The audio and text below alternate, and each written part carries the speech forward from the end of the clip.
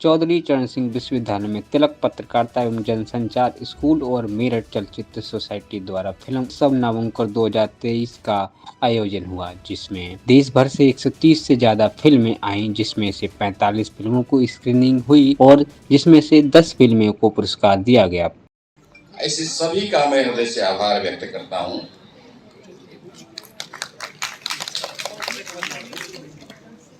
ऐसा कहते हैं कि शब्द बोलने के लिए होते हैं,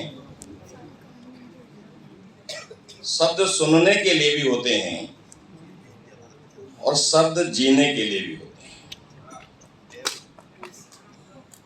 तो शब्दों को बोलना, सुनना और सुनाना बड़ा सरल काम है, लेकिन शब्दों को जीना ये बहुत कठिन काम है। शब्दों को जो जीना जान गया, वास्तव में वो अपने क्षेत्र में नहीं तो देश, धर्म, संस्कृति, इसके लिए वो एक मिसाल बन गया, एक प्रेरणा बन गया। जिस फिल्म विधा से हम सब लोग यहाँ जुड़े हैं, इस फिल्म के माध्यम से भारतीय साहित्य में अनेक और भाग हैं उसमें काव्य भी है, नाटक भी है, अनेक भाग हैं। काव्य के माध्यम से व्यक्ति की भावनाओं को झकझोरा जा सकता है, लेकिन वो भावनाएं कब तक उसको जीवित रख सकती हैं, इसके लिए कोई गारंटी नहीं है।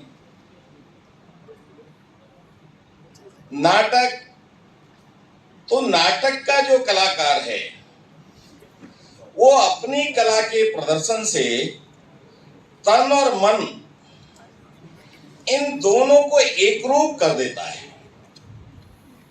और वो एकरूपता केवल झंझनाहट नहीं तो मनुष्य की भावनाओं के साथ संवेदनाओं का भी जागरण करती है। और ये संवेदना व्यक्ति को चित्र के साथ एकरूप करने के बाद उसके दायित्व का बोध कराने का भी काम करती है।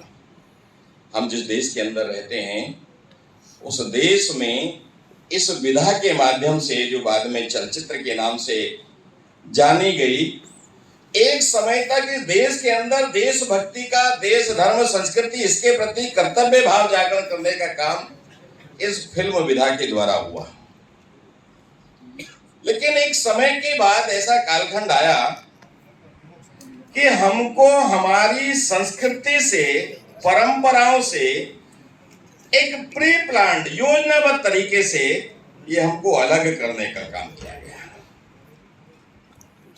एक नैरेटिव जिसको हम कह सकते हैं, और मैं तो कहता हूं कि किसी भवन का काम, निर्माण का काम ये एक दिन में नहीं हो सकता, विध्वंस तो क्षणों में हो सकता है।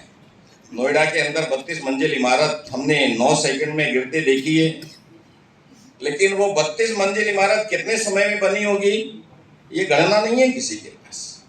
ठेकेदार के पास होगी, जिसने बनाई होगी, उस डीलर के पास होगी।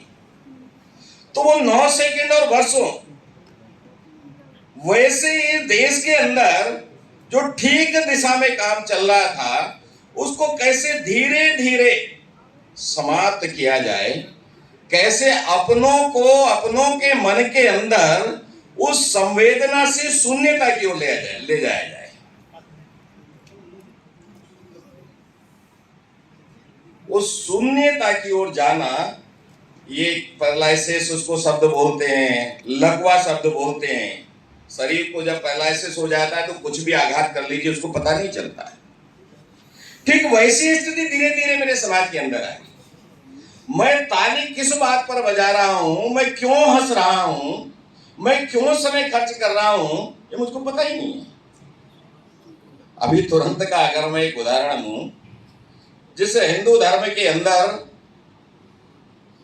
फेरे होने तक वर वधू से पैर तक नहीं छुआए जाते, उसको विष्णु और लक्ष्मी का रूप माना जाता है, उस वर वधू को प्री वेडिंग शूट के नाम पर किस रूप में प्रदर्शित किया जा रहा है, और ये समाज धीरे धीरे उसको एक्सेप्ट कर रहा है। आखिर क्या है ये? ये किसकी पेड़, इसके मूल में कौन है, ये सोचने का विषय नहीं है। और ये काम जन जन के मन तक पहुंचाने का, इसको स्वीकारोक्ति देने का काम ये पर्दा कर रहा है। मैंने कहा ना कि वो दृश्य व्यक्ति के हृदय पर सीधे सीधे अटैक करता है।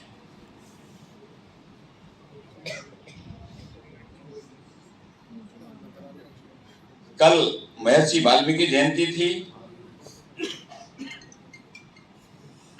और अपना ये नवांकुर 4 का सेशन भी शुरू हुआ। महर्षि वाल्मीकि ने भगवान राम का चरित्र लिखा, चित्र के रूप में रामानंद सागर ने उसको पर्दे पर दिखाने का काम किया।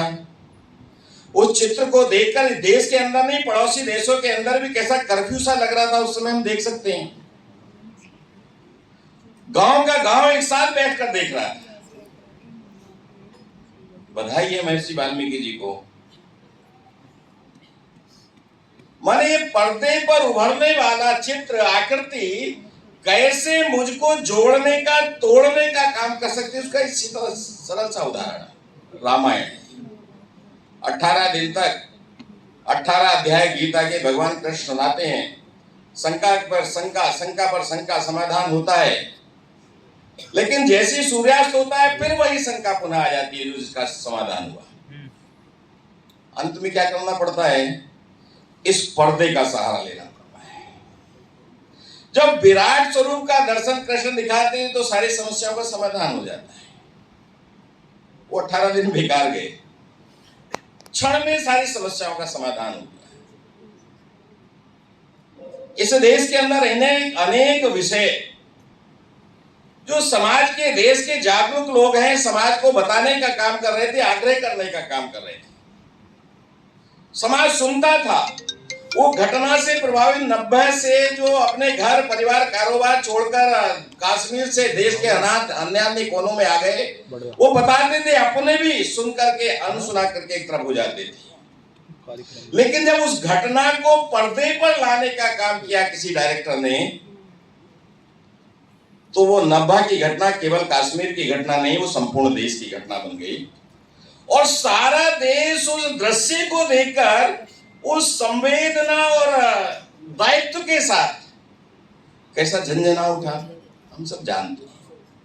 इसलिए विषय बहुत लंबा नहीं बोल करके मैं इतना ही निवेदन करता हूं कि जिस संस्था के द्वारा ये आयोजन किया गया है, सन 2015 में कुछ प्रमुख लोगों के द्वारा बैठकर ये विषय विचार हुआ कि आखिर हम कौन सी दिशा में ये फिल्म इंडस्ट्री बढ़ रही है, समाज को क्या लेना। मैं पहले बैठा था, एक कार्यक्रम पीछे एक सज्जन प्रश्न कर रहे थे महिमा जी से, गरिमा जी से। वो प्रश्न समाधान के लिए कर रहे थे कि कुछ और के लिए कर रहे थे, मैं समझ नहीं पाया। लेकिन जो दिख रहा है उसको स्पष्ट करना कि नहीं करना, या उसका समाधान करने के लिए एक कदम आगे बढ़ना, ये विचार तो करना पड़ेगा। और इसलिए फिल्म इंडस्ट्री के द्वारा हमारी सनातन संस्कृति को, हमारी परंपराओं को, इनको मटियामेट करने का एक काम प्रारंभ हो गया है। इस पर ब्रेक कैसे लग सकता है, इसके लिए कुछ शुरुआत होनी चाहिए। भारतीय चित्र साधना ऐसा करके एक ट्रस्ट का निर्माण हुआ और इस ट्रस्ट के माध्यम से तय हुआ कि बड़े बड़े जो मगरमच्छ हैं उनको ध्यान नहीं देना, जो नवांकुर हैं, कलाकार हैं, जिनको मंच की तलाश है, जो अपने कैरियर को और अपने भविष्य को देश धर्म समाज के साथ जोड़ सकते हैं, ऐसे नवांकुरों को एक मंच देना चाहिए। समसामयिक विषय और भारतीय संस्कृति, भारतीय स्त्री, ऐसे अनेक विषय हो सकते हैं जिन विषयों के कारण एक आदर्श हमारा रहा। दुनिया ने हमको विश्वगुरु कहा, दुनिया ने हमको आर्यभट्ट कहा। ऐसे कुछ विषयों को लेकर देश की तरुणाई के पास जो एक भविष्य का अच्छा डायरेक्टर हो सकता है, अच्छा प्रोड्यूसर हो सकता है, अच्छा आर्टिस्ट हो सकता है, ऐसे लोगों के पास कोई आइडियाज जाने चाहिए। उनको आइडियाज केवल देना नहीं है, तो उनको मंच भी उपलब्ध कराना। और इस दृष्टि से भारतीय चित्र साधना की स्थापना हुई। 2015 में बैठकर विचार हुआ और 2016 में ये राष्ट्रीय फिल्म फेस्टिवल भारतीय चित्र साधना के माध्यम से ये इंदौर में प्रारंभ हुआ। आप सोच नहीं सकते, अनपेक्षित परिणाम था। उसके बाद फिर तय हुआ कि राष्ट्रीय स्तर पर 2 साल में करेंगे, प्रांत और क्षेत्र स्तर पर, चूंकि वो कलाकार जिसको हम प्रेरणा देकर आगे बढ़ाना चाहते हैं, वो राष्ट्रीय स्तर पर जाने में कहीं ना कहीं संकोच उसके पास होगा, और इसलिए एक वर्ष क्षेत्र और प्रांत स्तर पर, अगले वर्ष राष्ट्रीय स्तर पर।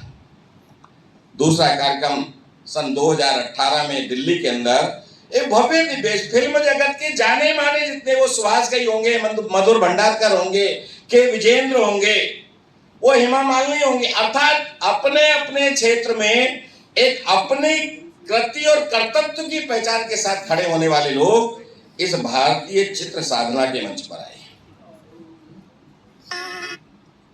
2020 में फिर अहमदाबाद में कार्यक्रम हुआ, 2022 भोपाल, और ये लगभग 1000 के लगभग एंट्री, जो विषय हमने दिए उन विषयों को लेकर अलग अलग अपनी अपनी अद्भुत और स्टोरी को पर्दे पर देने का काम किया। कल मैं बरेली के अंदर था, वहां भी ऐसा ही ब्रज प्रांत की ओर से कार्यक्रम हुआ है। अनेक फिल्में ऐसी थी जिन फिल्मों को देखकर उस हॉल के अंदर 50% लोगों की आंखों में आंसू थे। वो आंसू केवल दिखावटी नहीं थे, वो आंसू उस मन के कर्तव्य को जगाने का काम कर रहे थे। और अभी उसी की तैयारी में ये सब चल रहा है। ये नवांकुर 4 भी उसी की तैयारी में है। 2023 22, 23, 24 फरवरी पंचकुला में ये राष्ट्रीय फिल्म अधिवेशन भारतीय चित्र साधना के माध्यम से है। 15, 16, 17 फरवरी को प्रेरणा विमर्श, उसके माध्यम से पूरा उत्तर प्रदेश और उत्तराखंड ऐसी इकाई का है। जो फिल्में यहाँ हमने एंट्रीज की हैं, जो स्क्रीनिंग में आई हैं, जो नहीं आई, वो भी हम प्रेरणा विमर्श वाले चैनल पर भी उनको अपलोड कर सकते हैं। वो राष्ट्रीय फिल्म फेस्टिवल जो पंचकुला में है, उसके लिए भी हम जोड़ सकते हैं। अर्थात केवल पुरस्कार लेने के लिए किसी स्टोरी को पर्दे पर नहीं लाना। पुरस्कार तो आज मिला, नहीं मिला कल मिलेगा, कल नहीं मिला परसों मिलेगा। मैं जिस रास्ते पर चला हूं वो रास्ता अच्छा है, और उस रास्ते पर, अच्छे रास्ते पर चलकर अपने संकल्प के साथ अडिग रहकर अपने कर्तव्य को इस देश, धर्म, संस्कृति के अंदर कैसे दीपक जलाकर मैं आगे बढ़ सकता हूं जागरण का, इस भाव को लेकर हमने पुरस्कार की चिंता किए बिना, मैंने कहा पुरस्कार मन का पुरस्कार है। 1000, 10,000, लाख, 2 लाख रुपए, ये पुरस्कार कोई पुरस्कार नहीं होता। जब मैं किसी मंच पर जाकर खड़ा होता हूं, लोग मुझको देखते हैं, आखिर मैंने क्या किया। उस समय जब ये मन के अंदर प्रश्न जागता है, ये प्रश्न स्वयं को मेरे प्रश्न का उत्तर देता है।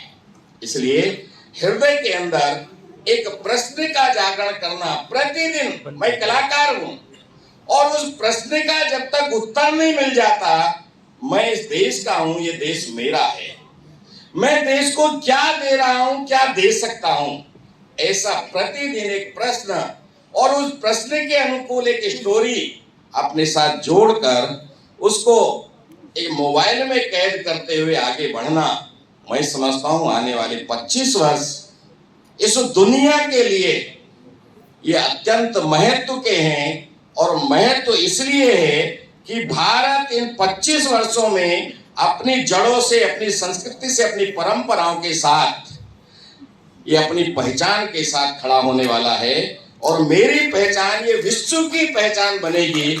इस पहचान बनाने में मैं अपने दायित्व का स्मरण करते हुए उस दायित्व को कैसे अच्छे और सच्चे मन से पूरा कर सकता हूं, इतना एक प्रश्न मन के हृदय के अंदर जागृत कर आगे बढ़े, इतना ही निवेदन करते हुए अपनी बात पूरी करता हूं।